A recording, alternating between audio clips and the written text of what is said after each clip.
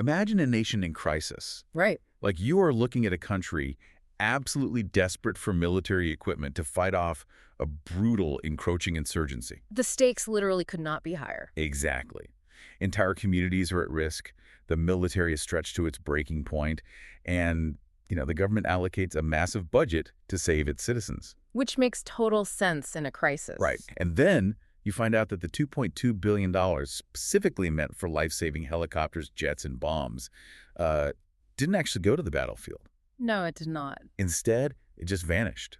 It went into 11 literal suitcases of cash, political campaign funds, and I'm not making this up, spiritual purposes. It is wild. The sheer audacity of it almost sounds like the plot of an over-the-top political thriller. It really does. But the paper trail we are looking at today is very, very real, and, well, the consequences were devastating. So today we are taking a deep dive into an incredibly comprehensive Wikipedia article detailing Nigeria's staggering $2 billion arms deal. A scandal widely known as Dasukigate. Yes.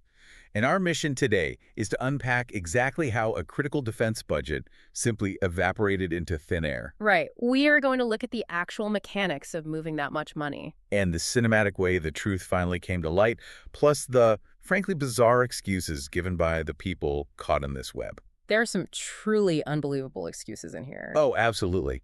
Now, before we get into it, because this deep dive touches on highly politically charged events involving Nigeria's major political figures and parties, specifically former President Goodluck Jonathan and President Muhammadu Buhari, I need to state clearly for you, the listener. Yeah, this is an important disclaimer. We are not taking any sides here. Nope. Nor are we endorsing the viewpoints of any political figures or parties. Our mission is strictly to report impartially on the facts and ideas contained in our source material. Exactly. And to really grasp the gravity of those facts, we need to set the stage visually and historically. Right, because this didn't just happen in a vacuum. No, the background of the story isn't some quiet boardroom. It's a nation under immense stress. Yeah. So, picture a dimly lit room packed with scattered financial ledgers, bank withdrawal slips, and just piles of unfulfilled military contracts. A total mess. And the timeline is crucial here.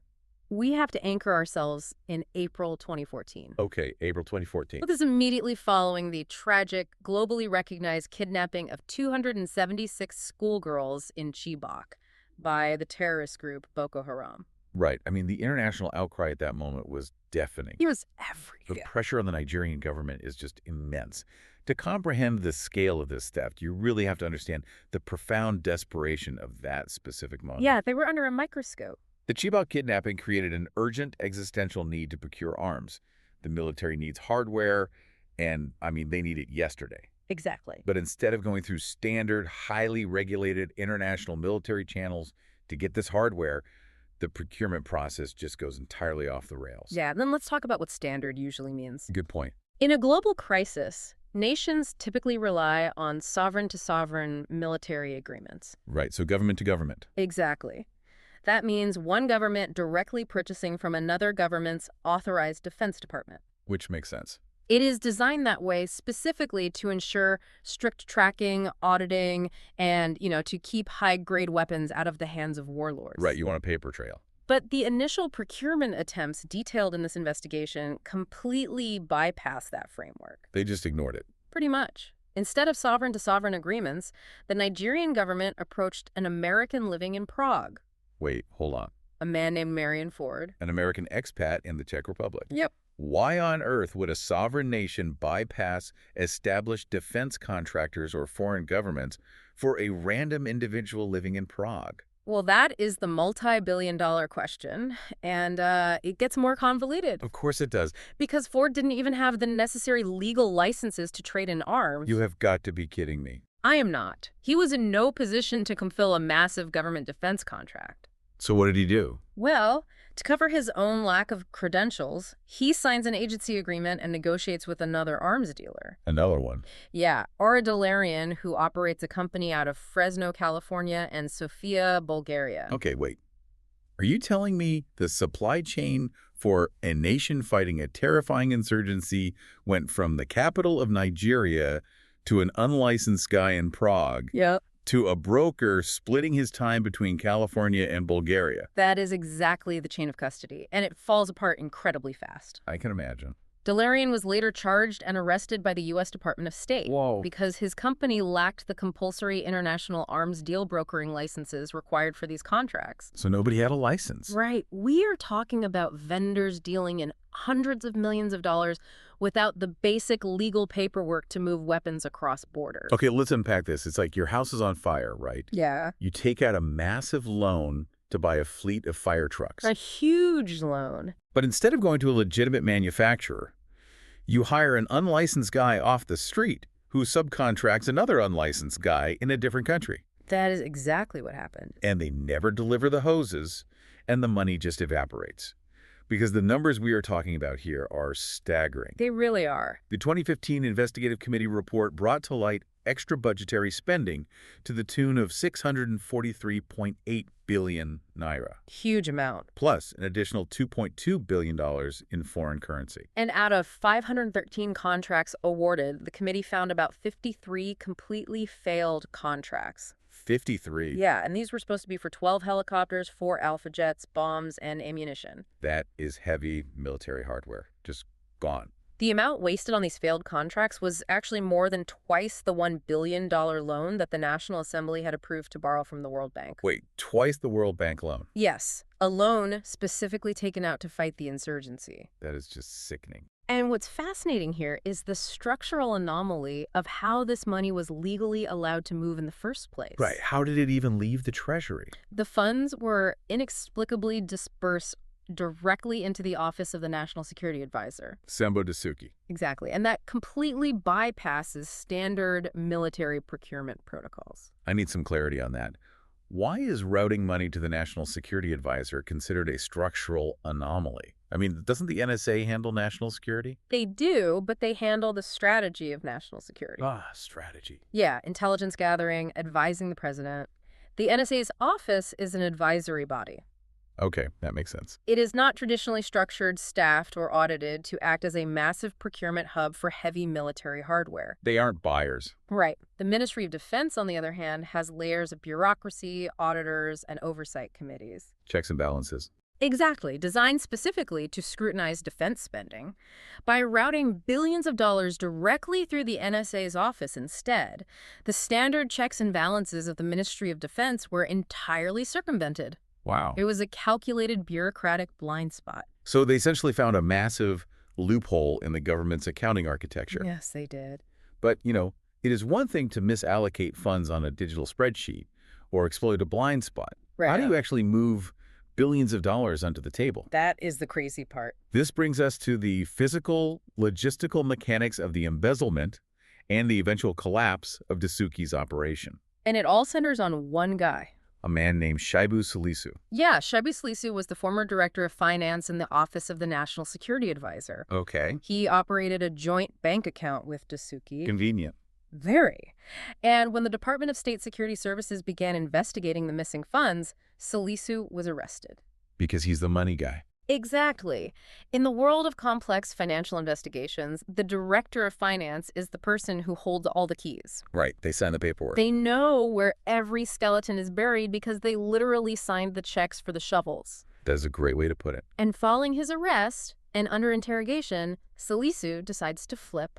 And the details of his confession are mind-blowing. Truly. Salisu explains how, on a specific date, November 20, 2014, he was directed by Dasuki to go to the Central Bank of Nigeria. The central bank. Right. His instructions were to withdraw $47 million in cash, plus a balance in euros. In cash. And deliver it to Dasuki's residence in Asokoro. Right.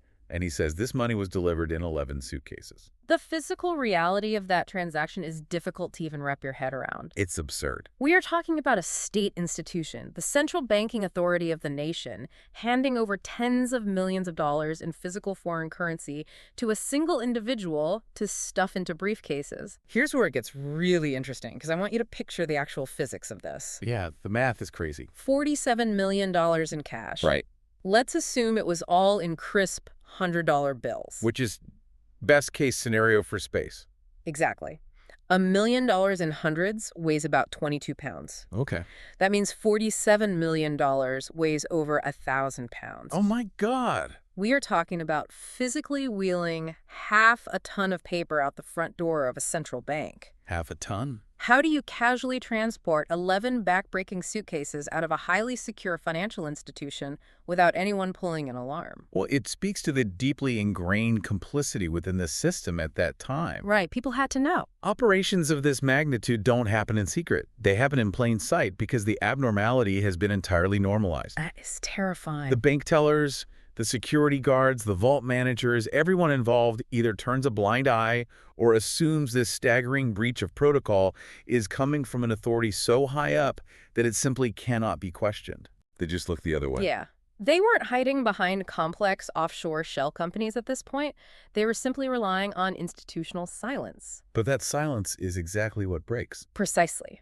It is a textbook example of how fragile corrupt networks actually are. Because it just takes one person. A network like this relies entirely on the unwavering loyalty of subordinates. The guys carrying the bags. Exactly. The people physically carrying the 1,000 pounds of cash and signing the withdrawal slips. Right. The moment one of those subordinates realizes they are going to take the fall and flips, the entire undocumented, informal trail suddenly becomes a matter of sworn public record. Which leads to this incredibly tense confrontation. This is a movie scene. Colonel Dasuki is arrested on December 1st, 2015, and transferred to the Economic and Financial Crimes Commission, the EFCC. Right. And initially, he plays it tough. Very tough. He refuses to write a statement. He claims the whole thing is just a media trial. He is stonewalling them. Completely. He's not giving an inch. Because he is operating under the assumption that they have no hard evidence. Right. No contracts, no crime.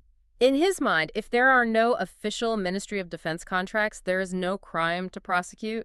He believes the institutional silence is holding. But then the EFCC operatives don't even argue with him. Nope. They just silently hand him a copy of Shaibu Salisu's written confession. Oh, to be a fly on that wall. And Dasuki's reaction is iconic. Mm. He reads it, realizes his own director of finance has detailed the exact dates. The central bank withdrawal, the 11 suitcases, the cash, everything. Everything. And he just looks at them and says, quote, "You mean Salisu wrote all these? You mean he said these? Give me a pen and paper." Give me a pen and paper. The entire multi-billion-dollar house of cards collapses in that single request for a pen. It's amazing. Once Dasuki starts writing, the investigation instantly shifts from how the money was moved to who actually received it. Right, because he's not going down alone. Exactly. To protect himself, or perhaps just realizing the dam had completely broken, Dasuki starts naming names. And he names a lot of them. A very long list. He practically writes a directory of notable Nigerian figures. He does. And this is where we get into the absolutely absurd ways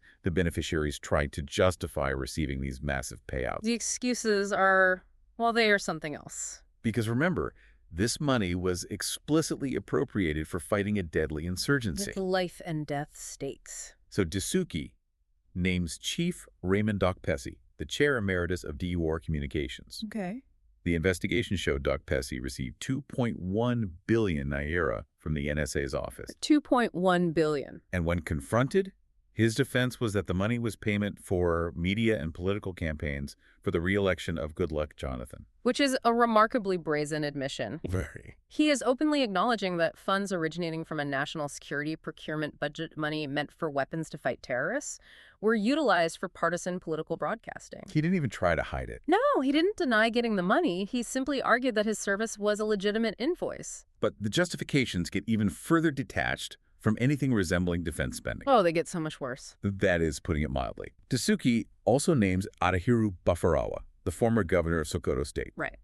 Evidence showed Bafarawa received 4.6 billion naira from the NSA's office. 4.6 billion. When investigators asked him to explain why he received the equivalent of millions of dollars from an arms budget, his defense was that he received it for, and I quote, spiritual purposes. Spiritual purposes. Yes. As a line item on a defense ledger. I have to stop here and ask how this functions on a bureaucratic level. It doesn't. At what point does embezzlement stop even trying to look like defense spending? Well, clearly around the 4.6 billion mark. Right. How does an auditor or anyone in a financial oversight role look at a desperately needed military budget and stamp approved on 4.6 billion naira for spiritual purposes. Well, if we connect this to the bigger picture, it reveals a deeply cynical mechanism of systemic corruption. Yeah, explain that. In highly corrupt systems, national emergencies are very often utilized as blank checks.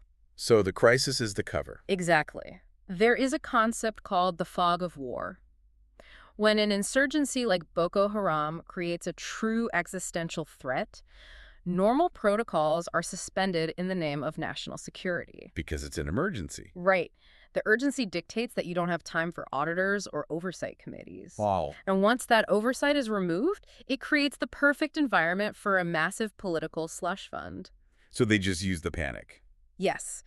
The money isn't just stolen by one person. It is systematically redistributed to maintain political loyalty and fund election machinery. And it's all hidden. All under the impenetrable guise of classified security operations. That perfectly explains the third major figure Dasuki named, Ambassador Bashir Yaguda.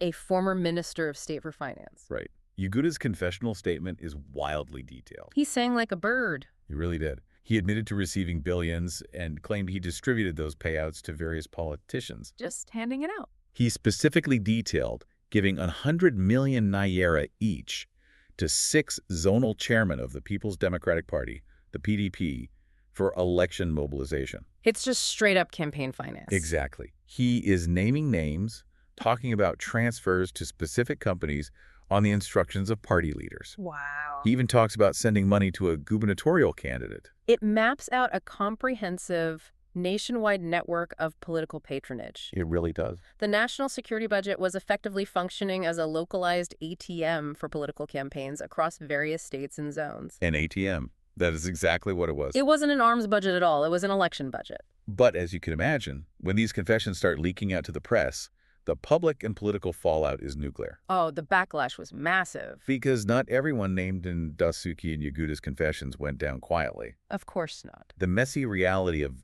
untangling systemic corruption is that it generates fierce, highly public counter-accusations. We see immediate, vehement pushback from several high-profile individuals. Yeah, like Chief Bo George. Right. One of the political figures Yaguda claimed to have given 100 million naira. And George furiously denied the allegation. He was not happy. He released a statement calling the claim a depraved continuation of lynch mob journalism. Lynch mob journalism, that is a strong phrase. Very strong. He explicitly stated it was a blatant falsehood, admitting only to receiving $30,000. And what was that for? To reimburse committee members for their transportation, accommodation, and feeding allowances. Which is a very long way from 100 million naira. Exactly. The rhetoric is incredibly heated, and the denials reach all the way to the top of the political ladder. Right up to the former president. Yeah. Former President Goodluck Jonathan was actually speaking at a forum in Washington, D.C. when he was asked directly about these allegations. And his response was fascinating. It really was. He said, quote, "Where did the money come from? I did not award any $2 billion contract for procurement of weapons." Oh. But analysts and critics immediately jumped on that statement, pointing out that it was a deeply evasive denial. Oh, absolutely evasive. By focusing entirely on whether he personally signed a single specific $2 billion contract, he completely ignored the exact massive amounts that were appropriated to the NSA's office under his watch. Classic political maneuvering. Right. To many observers, dodging the broader question sounded a lot like a tacit admission that something had gone terribly wrong during his administration. It is a classic political strategy. You deny the specific phrasing of the accusation while sidestepping the broader reality of the missing funds. Exactly. I didn't sign a paper that said $2 billion. Right. He didn't sign a single contract for $2 billion, therefore the premise is false. Regardless of the hundreds of smaller contracts. Exactly. The hundreds of contracts that funneled that exact amount into the ether. But despite the high-level denials, the investigation yielded tangible, undeniable results. They actually got some money back. They did. The presidential spokesman later issued a statement noting that over 7 billion naira had actually been recovered from indicted companies and individuals. That is significant. And with another 41 billion naira slated to be refunded. Which is a huge win for the investigators. So what does this all mean? The ripple effect of this single investigation touched almost every corner of the political establishment. It was everywhere. You had a former Minister of State for Defense, Musiliu Obanikoro, who was interrogated by authorities. Right. He ended up explaining how he paid a former governor of Ekiti State $5 million from funds that were meant for the purchase of arms. Just casually passing around $5 million. The web touched everything. The sheer volume of people who had to be involved to move this much money, the bankers, the politicians, the couriers, the media executives, is astounding. It is. And while the recovery of that 7 billion naira certainly proves the efficacy of the probe itself, it also underscores a much darker psychological reality about this environment. What do you mean? Well, how deeply entrenched the entitlement to these funds truly was. The source material notes something incredible. Okay. Some of the citizens and officials who returned the money claimed they didn't even know the funds given to them were the proceeds of illegal dealings. Wait, really? Are you saying they just accepted millions of dollars and never asked where it came from? Exactly. That is insane. They were so accustomed to receiving massive, unexplained payouts from political leaders for their loyalty or services that they simply didn't question it. It was just a normal Tuesday. Yes. The abnormality of receiving unmarked government funds had become completely normalized. To them, it wasn't stolen money, it was just how business was done. Wow. Which brings us back to where we started and allows us to summarize this incredible deep dive for you. It is quite the story. A desperate, urgent national security crisis. A moment where the country was begging for the means to protect its own civilians from a violent insurgency was hijacked. Completely taken over. Instead of buying the helicopters, the jets, and the bombs to fight Boko Haram, that massive budget became a piggy bank. A $2 billion piggy bank. For political campaigns, for media influence, and for inexplicable spiritual favors. Right. And the only reason this entire untouchable normalized network collapsed was because of 11 physical suitcases of cash and a subordinate's willingness to pick up a pen and write it down. And that is exactly why you should care about this. Yeah. This isn't just an abstract story about numbers moving around on a banking spreadsheet or politicians arguing in the press about who signed what. It has real-world consequences. It is about the brutal real-world cost of corruption. Exactly. When money that is specifically meant to fight a violent terrorist group is diverted for political survival, the ultimate price isn't paid by the politicians in the capital. No, they're insulated from it. It is paid in blood by the civilians left unprotected in their villages, and by the soldiers sent to the front lines to face a well-armed enemy without the equipment they need to survive. That is heavy. The failure of those 53 contracts is measured directly in human lives. It is a profound betrayal of public trust. You take a tragedy like the Chibok kidnapping, which horrified the entire world, and use it as a smokescreen to empty the treasury. It is incredibly dark. It really leaves you wondering about the sheer fragility of how these crimes are actually caught. It does, and this raises an important question, something for you to really think about long after we wrap up here. Let's hear it. This entire multi-billion-dollar house of cards collapsed primarily because one man, Shebu Salisu, decided to write down his confession about carrying physical cash in physical suitcases out of a physical bank. He left a trail that a human being could follow. Right, something tangible. But we are now living in a rapidly accelerating modern era of digital, untraceable shell companies, decentralized finance, and cryptocurrency. Oh, yeah. If the architects of these massive grifts stop relying on physical suitcases and paper receipts, Which they will. right, if they adapt to the digital shadows where money moves across borders in microseconds. Yeah. How many Dasukigate are happening right now? Completely invisible to the world. That is a chilling thought to end on. Because the investigative X-ray machine simply doesn't work if there is no paper trail to illuminate. Exactly. Well, thank you for joining us on this deep dive. Stay curious, keep looking past the surface, and always keep questioning the information around you. We'll see you next time.